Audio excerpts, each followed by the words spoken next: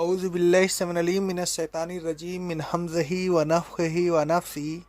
سورہ بقرہ کی آیت نمبر 124 میں اللہ رب العالمین کا ارشاد گرامی ہے، اور وہ وقت یاد کرو جب ابراہیم کے رب نے چند باتوں میں ابراہیم کی آزمائش کی تو وہ ان سب میں پورے اترے۔ اللہ تعالیٰ نے کہا، اے ابراہیم، میں تم کو لوگوں کا امام بنا رہا ہوں۔ ابراہیم علیہ السلام نے کہا، اور میری اولاد میں سے بھی امام بنانا۔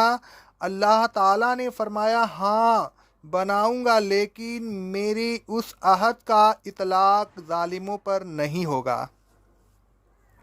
اللہ تعالیٰ نے اہل کتاب کو ان کے شاندار ماضی کی طرف توجہ دلائی، انعامات الہیہ کی یاد دہانی کرائی، تاکہ وہ اپنی شاندار تاریخ کو یاد کر کے پھر اپنے آپ کو انعامات الہیہ کا مستحق بنا لے۔ توریت و انجیل کی پیشن گوئیوں کے مطابق جو رسول آ گیا ہے اور جس کو وہ پہچان بھی گئے ہیں، اس پر ایمان لا کر پھر اقوام عالم کی امامت و سرداری کے شرف کو حاصل کرنے کی کوشش کریں۔ اللہ تعالیٰ نے اہل کتاب کو پوری طرح جھنجھوڑنے کے بعد ابراہیم علیہ السلام کے قصے کی طرف توجہ دلائی۔ مشرکین عرب ہوں یا اہل کتاب، سب اپنے دین کو ابراہیم علیہ السلام کی طرف منسوب کرتے تھے اور اپنے آپ کو دین ابراہیمی کا علم بردار سمجھتے تھے۔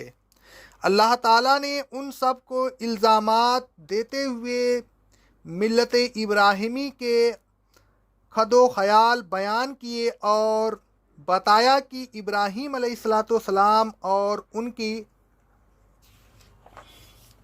اولاد سب اسلام کے پابند تھے، سب ایک اللہ اکیلے کے پرستار تھے۔ ان کی ملت میں نہ شرک فی ذات پایا جاتا تھا، نہ شرک فی الصفات اور نہ شرک فی الحقوق پایا جاتا تھا۔ اللہ تعالیٰ نے ابراہیم علیہ السلام جیسے جلیل و قدر نبی کی بھی آزمائش کی تھی، اور ان کے متبعین کی بھی آزمائش کرے گا۔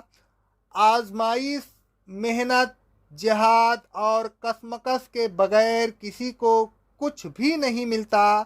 بنی اسرائیل اگر اپنی کھوئی ہوئی سیاست کے خواہاں ہیں تو انہیں بھی اسلام قبول کر کے آزمائش کے دور سے گزرنا پڑے گا، اور اگر وہ ایسا نہیں کریں گے تو قدر ذلت میں گرتے چلے جائیں گے۔ اللہ تعالیٰ نے ابراہیم علیہ السلام کی چند باتوں میں آزمائش کی، مثلاً دوران تبلیغ ان کی قوم کی مخالفت برداشت کرنی پڑتی، یہ حتیٰ کہ قوم نے ان کو آگ میں ڈال دیا۔ اللہ تعالیٰ فرماتا ہے سورہ انبیاء کی آیت نمبر 68 سے لے کر کے 70 تک، قوم کے لوگ کہنے لگے، اگر تم کچھ کرنا چاہتے ہو تو یہ کرو کہ ابراہیم کو جلا دو اور اس طرح اپنے معبودوں کی مدد کرو۔ الغرض انہوں نے ابراہیم علیہ السلام کو آگ میں ڈال دیا۔ ہم نے کہا، اے آگ ابراہیم پر ٹھنڈی اور عافیت بخش بن جا۔ آگ ٹھنڈی اور عافیت بخش بن گئی۔ انہوں نے تو ابراہیم کے خلاف برائی کا منصوبہ بنایا تھا، ہم نے انہی کو نقصان میں ڈال دیا۔ ان کی تمام کوششیں اور کاوشیں بیکار ہو گئیں۔ دوسری آزمائش یہ تھی کہ اللہ تبارک و تعالیٰ نے ان کو بیت اللہ کے قریب غیر آباد، بے آب و گیاں وادی میں اپنے اہل و عیال کو آباد کرنے کا حکم دیا۔ ابراہیم علیہ السلام نے حکم کی تعمیل کی اور پھر اس طرح دعا کی۔ سورہ ابراہیم کی آیت نمبر 37 میں اللہ رب العالمین کا ارشاد گرامی ہے، اے ہمارے رب، میں نے اپنی ذریت کو تیرے محترم گھر کے قریب ایک ایسی وادی میں آباد کر دیا ہے جہاں کوئی کھیتی باڑی نہیں ہو سکتی۔ اے ہمارے رب، میں نے یہاں ان کو اس لیے آباد کیا ہے کہ یہ نماز قائم کریں۔ اے ہمارے رب، تو لوگوں کے دلوں کو ان کی طرف مائل کر دے اور انہیں کھانے کے لیے پھل عطا فرما تاکہ یہ تیرا شکر ادا کرتے رہیں۔ تیسری آزمائش یہ تھی کہ ابراہیم علیہ السلام نے اللہ تعالیٰ کے راستہ میں اپنے ملک کو چھوڑ دیا، ہجرت کر کے کسی اور مقام پر چلے گئے۔ اللہ تبارک و تعالیٰ فرماتا ہے سورہ صافات کی آیت نمبر 99 میں، ابراہیم علیہ السلام نے کہا، میں اپنے رب کی طرف جا رہا ہوں، وہ مجھے راستہ بتا دے گا، یعنی میری رہنمائی فرما کر مجھے منزل مقصود تک پہنچا دے گا۔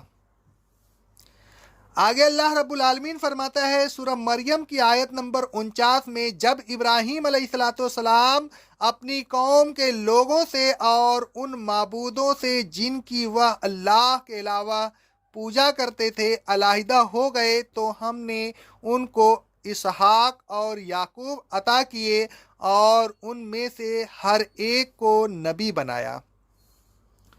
چوتھی آزمائش یہ تھی کہ اللہ تعالیٰ نے انہیں اپنے فرزند اسماعیل علیہ السلام کے ذبح کرنے کا حکم دیا۔ اللہ رب العالمین فرماتا ہے سورہ صافات کی آیت نمبر 102 اور سے لے کر کے 106 تک، جب ان کے فرزند اسماعیل علیہ السلام اپنے اتنے بڑے ہو گئے کہ ابراہیم علیہ السلام کے ساتھ دوڑ سکیں، تو ایک دن ابراہیم علیہ السلام نے اپنے فرزند سے کہا، اے میرے بیٹے، میں نے خواب میں دیکھا ہے کہ میں تمہیں ذبح کر رہا ہوں، تم بتاؤ کہ تمہارا کیا خیال ہے؟ بیٹے نے جواب دیا، اے ابا جان، جو حکم آپ کو ملا ہے اسے کر گزریے، آپ مجھے انشاءاللہ صبر کرنے والوں میں سے پائیں گے۔ الگر جب ان دونوں نے حکم الہی کے سامنے سر تسلیم خم کر دیا اور ابراہیم نے اپنے بیٹے کو پیشانی کے بل لٹا دیا اور ذبح کرنے کی کوشش کی، تو ہم نے ان کو پکارا کہ اے ابراہیم، تم نے اپنے خواب کو سچا کر دکھایا۔ ہم نیک لوگوں کو اسی طرح یعنی ایسی آزمائشوں کے بعد ہی بدلہ دیا کرتے ہیں۔ یقیناً یہ ایک واضح آزمائش تھی جس میں تم کامیاب ہو گئے۔ پانچویں آزمائش یہ تھی کہ انہیں کافی بڑی عمر میں ختنہ کرنے کا حکم ملا، انہوں نے حکم کی تعمیل کی۔ رسول اللہ صلی اللہ علیہ وسلم فرماتے ہیں، صحیح بخاری اور صحیح مسلم کی حدیث ہے، ابراہیم علیہ السلام نے مقام قدوم میں بعمر 80 سال ختنہ کی۔ الغرض ابراہیم علیہ السلام تمام امتحانوں میں کامیاب ہوئے۔ اللہ تبارک و تعالیٰ نے فرمایا، اے ابراہیم، میں تمہیں لوگوں کا امام بنا رہا ہوں، تمام لوگوں کو تمہاری ملت کی پیروی کرنی ہوگی۔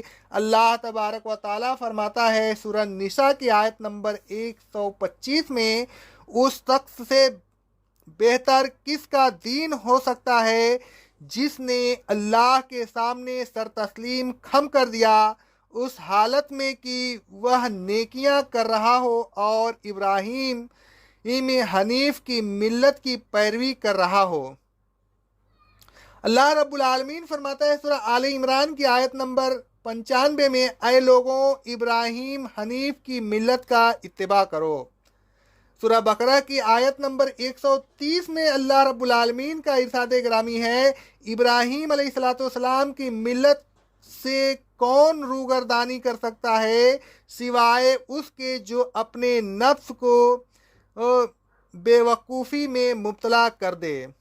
الغرض اللہ رب العالمین نے ابراہیم علیہ السلام کو امام بنایا اور اللہ ताला नबियों ही को इमाम बनाया करता है। अल्लाह रब्बुल आलमीन फरमाता है सूरह अंबिया की आयत नंबर 73 में, हमने उन नबियों को इमाम बनाया था, वह हमारे हुक्म से लोगों की रहनुमाई करते थे।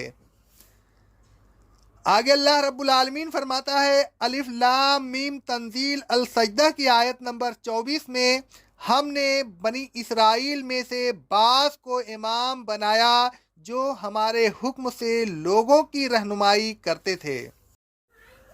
मंदरजा बाला आयत और आयत ज़ेर तफसीर से मालूम होता है कि इमाम बनाना अल्लाह ताला का काम है और यह कि इमाम अंबिया अलैहिस्सलाम होते हैं।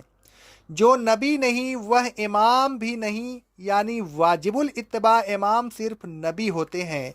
कोई गैर नबी वाजिबुल इत्तिबा इमाम नहीं हो सकता, इसलिए कि उसके पास अल्लाह ताला का हुक्म और उसकी वही नहीं आती, लिहाजा वह किस तरह दूसरों की रहनुमाई कर सकता है। वाजिबुल इत्तिबा इमाम बनाना सिर्फ अल्लाह ताला का काम है। इंसान खुद किसी को अपना वाजिबुल इत्तिबा इमाम नहीं बना सकते। इंसानों का खुद किसी को वाजिबुल इत्तिबा इमाम बना लेना अल्लाह ताला के हुकूक में शरीक करना है। यही वजह है कि इब्राहीम अलैहिस्सलाम खुद अल्लाह ताला ही से अपनी औलाद में से किसी को इमाम बनाने की दरख्वास्त करते हैं। अल्लाह ताला ने फरमाया, हाँ बनाऊंगा। अगर इंसान खुद किसी को वाजिबुल इत्तिबा इमाम बनाने का इख्तियार या हक रखते होते तो इब्राहीम अलैहिस्सलाम को दुआ करने की क्या ज़रूरत थी। आयत ज़ेर तफसीर से एक बात यह भी साबित हुई कि वाजिबुल इत्तिबा इमाम यानी नबी वही होते हैं जो जालिम नहीं होते, गुनहगार नहीं होते। इज्तिहादी गलती अगर किसी से हो जाए तो वह और बात है, लेकिन वह अल्लाह ताला के सरी हुक्म की नाफरमानी कभी नहीं करते, बल्कि उनकी इज्तिहादी गलती की भी अल्लाह ताला फ़ौरन इस्लाह फरमा देता है। यही वजह है कि वह उम्मत के लिए नमूना होते हैं। उनकी पैरवी वाजिब होती है और उनकी पैरवी ही से निजात मिल सकती है, उसके अलावा निजात की और कोई सूरत नहीं। ऐ लोगों, इब्राहीम अलैहिस्सलाम के अस्वा हसना की रोशनी में अल्लाह ताला की आजमाइशों में पूरे उतरिए। मशाइब व अल्लाम से कभी न घबराइए। इस्तिकामत और साबित कदमी के साथ अल्लाह ताला के अहकाम पर जमे रहिए। वाजिबुल इत्तिबा इमाम सिर्फ उसे समझिए जिसे अल्लाह ताला इमाम बनाए। यह अकीदा रखिए कि वाजिबुल इत्तिबा इमाम सिर्फ नबी होते हैं, इसलिए कि उनके मनसब नबूवत या इमामत पर फायज होने के मुतालिक वही इलाही का नुज़ूल होता है। किसी दूसरे के मुतालिक हम कैसे कह सकते हैं कि वह अल्लाह ताला की तरफ से वाजिबुल इत्तिबा इमाम है। लिहाजा किसी गैर नबी को वाजिबुल इत्तिबा इमाम न बनाइए। ऐसे तमाम इमामों को जिनको लोगों ने खुद वाजिबुल इत्तिबा समझ रखा है, वह वाजिबुल इत्तिबा इमाम न समझिए। मोहम्मद रसूल सल्लल्लाहु अलैहि वसल्लम आखिरी इमाम हैं जिनको अल्लाह तबारक व ताला ने लोगों की तरफ मबऊस फरमाकर उनकी इत्तिबा को तमाम लोगों पर फ़र्ज कर दिया है। अब सिर्फ वही क़यामत तक के लिए है हमारे वाजिबुल इत्तिबा इमाम हैं, लिहाजा उन्हें ही इमाम समझिए। तमाम इमामों को छोड़कर सिर्फ उनकी इमामत पर जमा हो जाइए। हिदायत, इज्तमाइयत और इत्तेफाक का यही एक रास्ता है। अगर आप ऐसा नहीं करेंगे تو فرقہ بندی بھی ختم نہیں ہوگی، حالانکہ آپ سب لوگوں کو معلوم ہے کہ فرقہ بندی ایک لعنت ہے۔ اللہ تعالی ہمیں نبی صلی اللہ علیہ وسلم کی پیروی کرنے کی توفیق عطا فرمائے۔ اقول قولی ھذا، استغفر اللہ استغفر اللہ استغفر اللہ۔